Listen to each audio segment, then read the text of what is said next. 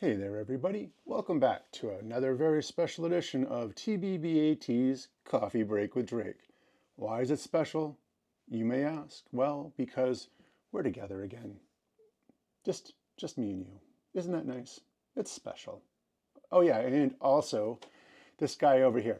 I am going to be reviewing dark matter coffees. What is it called here? Funk 17. That's right, Funk 17. Now, the other reason why this is special is because it's 2025 and we had an amazing 2024. We're going to have a totally kick-ass 2025. I know it's probably a week or so in, if my calculations are correct. So you're thinking it's a little early for that, but it's never too early to start having an amazing 2025. And hopefully we'll be keeping the ball rolling by having an awesome brew. We will find out in just a minute.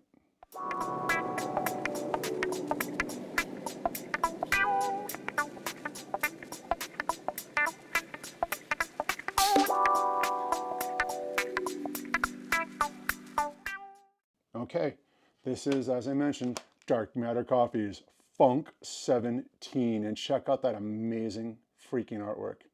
Awesome. Now, there's a QR code on the bottom I will throw your way in case you want to check out their website directly. On the side, it says, Get Freshly Roasted. They got some cool artwork on the side. They have their logo on the other side, and I should say their mission statement on the other side. Talking about, in a world driven by technology and science, we are the gravitational resistance rooted in skill and philosophy. Awesome.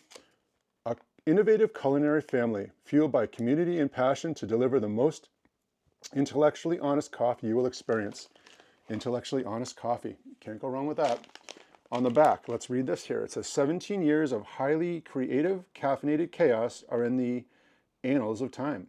Coffee made by aliens in the industry whose mission is to deliver the best possible bean juice to all earthings. Upon first landing on the third rock from the sun, we have obsessed with exploring the biodiversity of genetics and different processing methods. This blend explores both natural and honey-prepped coffees from Central America. The sticky sweet foundation of the honey process combined with the acid funk of the natural process coffees for a cosmic brew the entire galaxy will enjoy. Artwork by Afro Killa. Roast date 11/29. Wow. Okay, so I'm actually filming this in December. So this is actually roasted on 11/29, and it is like maybe the 9th. So that's pretty freaking fresh. Awesome. All right. I have big hopes for this coffee. Let's go into the background a little bit. So it seems like they might put out another interesting edition every year, as this says 17. I saw 16 out there before, so it looks like this is their annual blend. And we are going to read about where this is from. As it mentioned, 2 different sources, which was not what I was originally looking for, but it sounded so interesting I had to get it. Listen to this. The country, number one, from El Salvador, the specific farm, which is awesome, El Corozo, Cultivar, Pacas, and the process natural. So it actually has the cultivar and the process. When you talk about the process of the coffee, there's 3 major types. There's what they call natural or dry, there's wet, and there's honey. Each process brings out different flavors in the beans, so that's process number 1. And I do a video on that. If it hasn't been released yet, it will soon, on the processing. Country number 2 is Guatemala. And this is from San Jeronimo, Miramar, Cultivar, Caturra, and the process is honey. Honey process is a very interesting process where they leave some of the mucilage on the seed while they dry it, and then remove it after. So basically it gets some of the flavoring from the honey. They call it the honey process because it gets some of the sweetness and the stickiness and the flavoring from the mucilage, which is pretty cool. So when you're talking about a mix or a blend of coffees, most times they do not give you a lot of information other than it's from like Mexico or it's from Mexico and Guatemala or whatever, which means nothing because it just means they got their beans from there. This gives the actual sourcing from the country, the area, and even the farm, It goes into the cultivar type and the processing. That is super specific, and let's hope that translates into an interesting blend. Now, I have, oh, smell.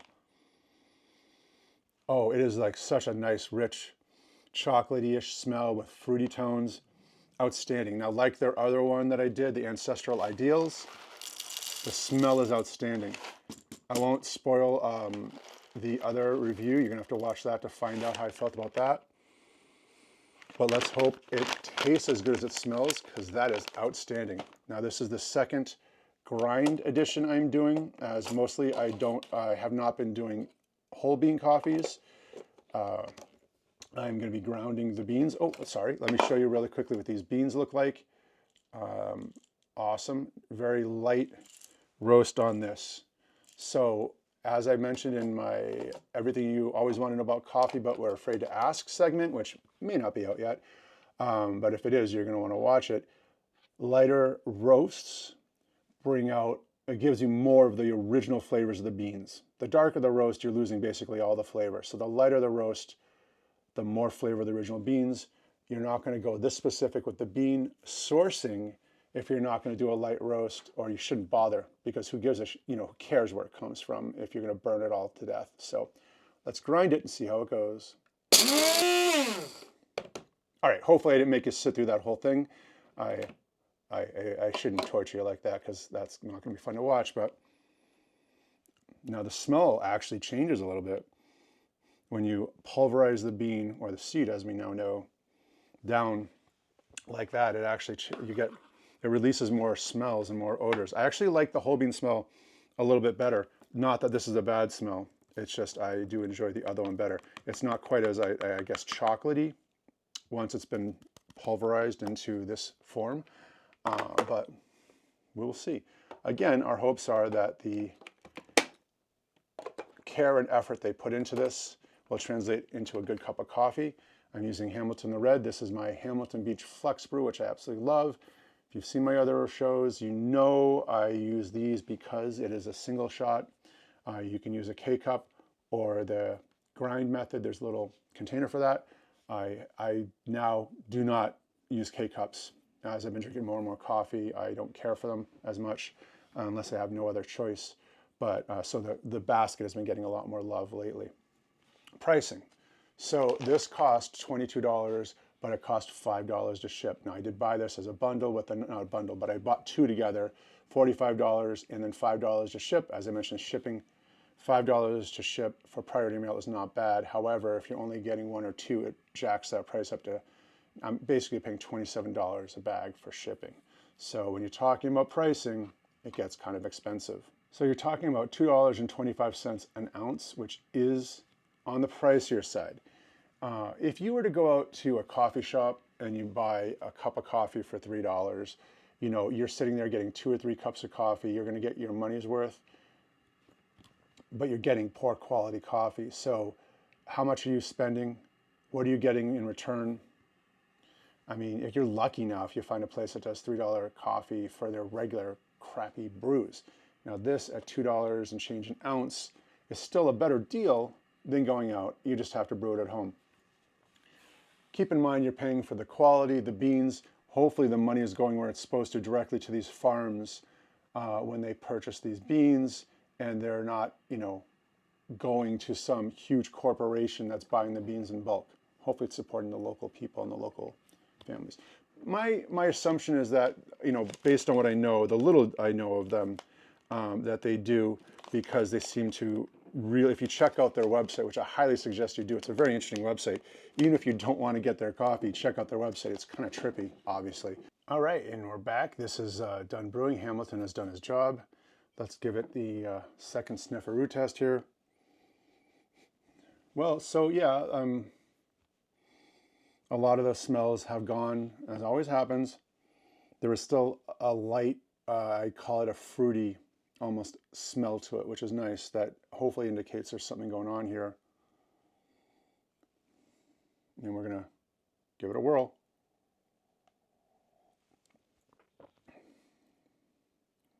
That's nice. Very, oh yeah. Okay. That's very nice. I like this a lot. So,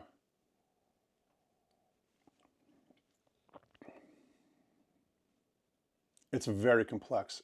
This is my first time drinking a blend that's been sourced like this.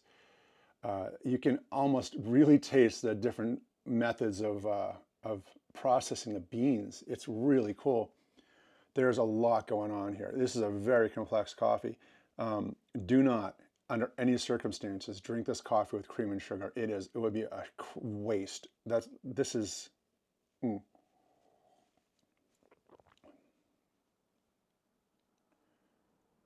Okay, so this is so freaking. This may be my favorite coffee, honestly. Okay. Now, to start off with, you're getting a bunch of different flavors, as I mentioned. You're getting some fruity tones, you're getting some chocolatey tones. There is there is not anything too sour or bitter going on, which is awesome. This is, even though this is a lighter roast coffee, somehow they managed to find a balance. It is definitely funky. It is smooth. It is super easy to drink. You're getting tastes of fruit, some light chocolatey taste, and as I've mentioned before, one of my favorite qualities of coffee, a nice light buttery coating on your tongue afterwards from the oils and the coffee beans. This is a good cup of coffee. I would easily give this a 9 out of 10. If you're rating these coffees, holy shit. I very well might have to go back. I know there's a place called World Market out of Framingham that has their 16 version, which must have been their last year's version, and I might actually go out of my office and go into the wild and have to drive down to Framingham to pick it up because it is freaking good.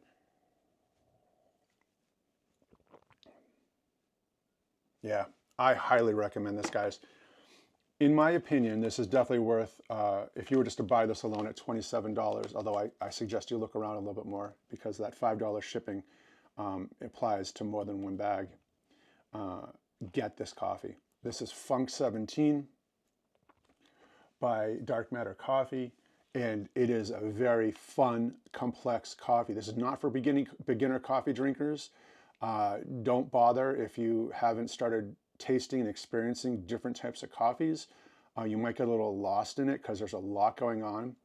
But if you've gone beyond the basic brew and you are starting to experiment with single source and different flavor profiles, low acid, low bitterness, high acid, light roasts, medium roast, dark roast, if you're kind of trying to experience different things, and most importantly, the processing, give this a try. Highly recommend it. Guys, awesome job over at Dark Matter Coffee. My favorite coffee to date, and as you know, I've drank a lot of coffees. I'm Drake, TBBAT's Coffee Break with Drake. Please, please like and subscribe. I love you forever. It means the world to me. It helps me get one step closer to my world domination. I mean, the goal of monetization. That's right. On that note, I hope you are having an awesome 2025 still.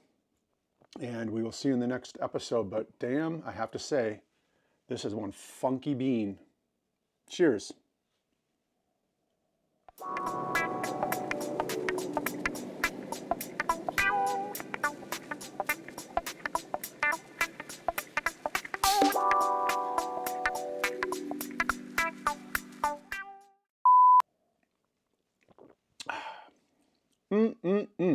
DMC, you got the funk.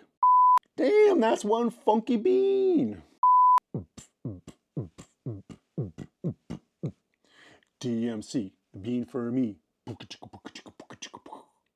Sorry, awful.